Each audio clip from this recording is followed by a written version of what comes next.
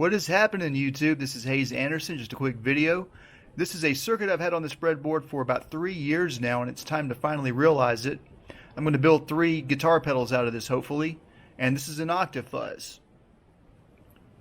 So looking over here in the diagram, we see that we've got a couple diodes, a transformer, 3 transistors. This top one on the left is a PNP.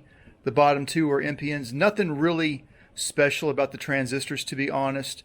The transformer is necessary. The diodes are necessary. I've got a switch to activate an octave function. This is an Octave Fuzz, and these are germanium diodes. Now, one thing I want to point out is that I have a decent stock of these germanium diodes, but not so many.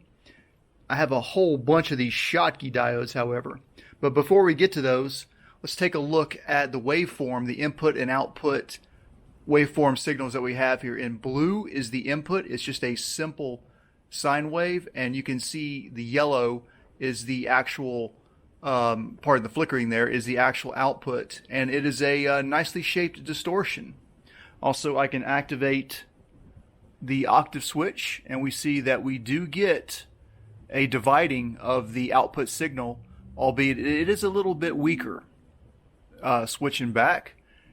Next to it is my function generator. I haven't talked about this device too much. Right now it is generating a sine wave at 700 Hertz at about 2 volts.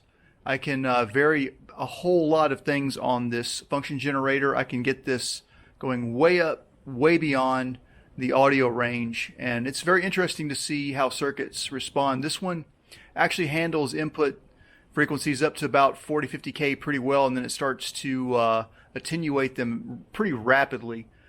Couldn't hear that anyways. But what I want to do next is I want to swap out these 2 germanium diodes for some silicon diodes, and they're actually going to be Schottky silicon diodes. And here are the Schottky diodes now in place. I have frozen the oscilloscope for what the germanium diodes look like. Let's do a quick. There we go. So now we're back to live, and we see that there is a slight change. Let's take a look at the octave function, and that is pretty much the same. So the only difference is that I get a little bit of a lip here at the bottom, which is, I've already tested this out sound-wise. It's not that much of a difference. But I think in the end result is that I feel like most germanium diodes can be replaced with Schottky diodes. At least what I recommend is just to give it a try and see what happens.